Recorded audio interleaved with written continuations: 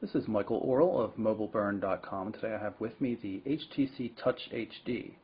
And while I realize that this is not a brand new device by any stretch, I've just been playing around with one for the past week and a half or so, and I've been really pleased with it. So I thought I might as well do a video and highlight some of the features of it since we haven't done a video in depth of it in the past. As you can see, very simple design on this device. It's dominated by a 3.8-inch 800 by 480 pixel display. It's a resistive touchscreen display, which means it requires a little bit of pressure. As such, it's compatible with a stylus. There's a stylus silo here with a magnetic latch on it. You can see it automatically activated the device when I removed it. Up top here we have the power button. Very simple looking buttons here. 3.5mm audio port for headphones. Volume control there. Microphone hole right next to the mini USB style power headset port. Of course, you don't really need to use that since you have a 3.5mm headset. This device comes with a 3.2 megapixel autofocus camera.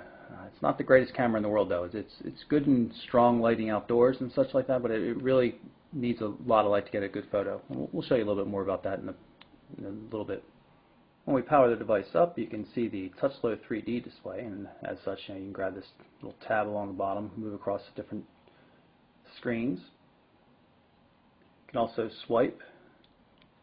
Now you notice the order of these tabs is different than what you might have seen on other devices. That's because this version of TouchFlow 3D comes with the ability to reconfigure the tabs, which is nice. You've been able to do that with third-party applications in the past, but now you can do it right on the device. You can even turn off tabs. You see I have the music tab turned off at this point. You could rearrange them, grab them, move them around, whatever you like. Works pretty well. If you look closely down here in the corner, you'll see the email indicator shows that I've got 2 new messages. Tap on that tab there. You can move through messages by using your thumb to move up and down. Switch to accounts by tapping on the little icons there. Get to the inbox down here, and you can use swipe gestures to move from account to account. So now I'm in the Outlook email. You can of course use your thumb to scroll around. You can always use the scroll bar as well. Weather reports, just like we've seen in other devices. Except now it shows 4-day forecast, which is pretty cool. Stock quotes are new to the HD as well.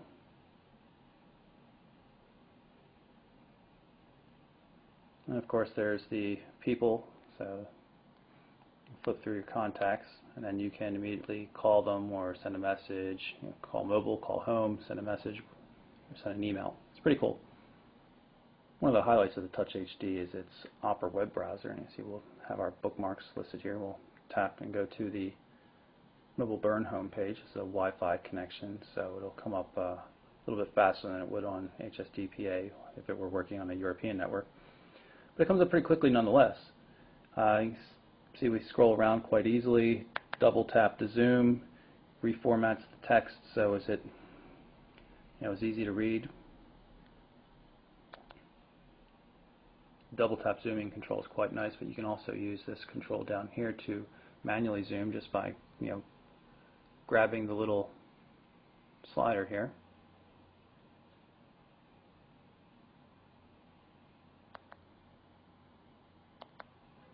Does a nice job with the formatting. You can see everything is laid in place pretty nicely.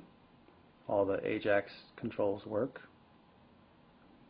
I wanted to point out that while the device doesn't allow you to use a QWERTY keyboard in a landscape mode in most applications like messaging where it would be useful, you can use it inside the browser since the browser allows for text input in both orientations. And you can see we have a pretty nice 3-row QWERTY keyboard here.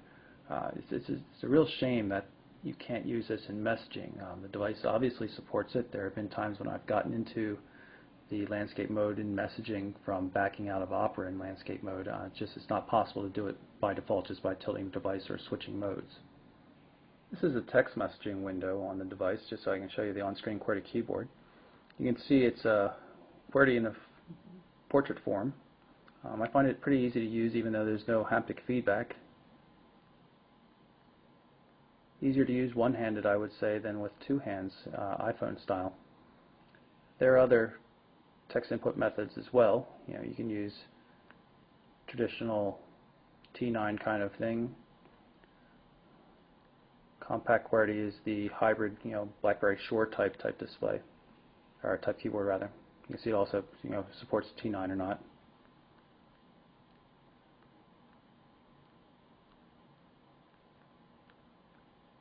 This is predictive text.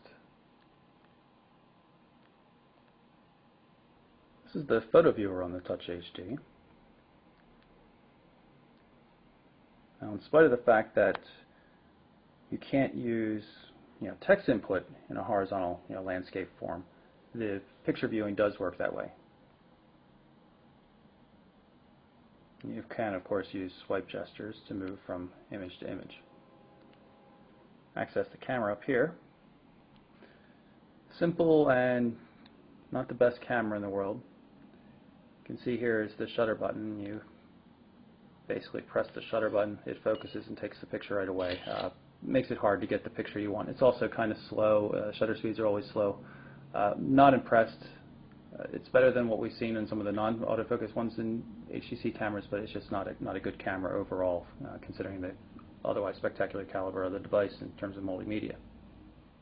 Here's a quick look at a sample video on the device, just so you can see how it looks. Very high quality. That 3.8-inch display is really good for watching video. And lastly, I just want to point out the little HTC developed task manager up here. It's in the upper right-hand corner when you're in the home screen. It allows you to quickly see or switch to an application and close them as well to save memory. So there you have it. That's our quick look at the HTC Touch HD. Very nice slab touchscreen device with a 3.2 megapixel camera, a 3.8-inch 800 by 480 pixel display, and a real 3.5 millimeter headphone jack. It's got a lot of internal storage thanks to a micro SD-HC card slot located under the battery cover. Really nice device. TouchFlow 3D works really well. Not much to complain about. You should check it out. I'm Michael Orrell from mobileburn.com.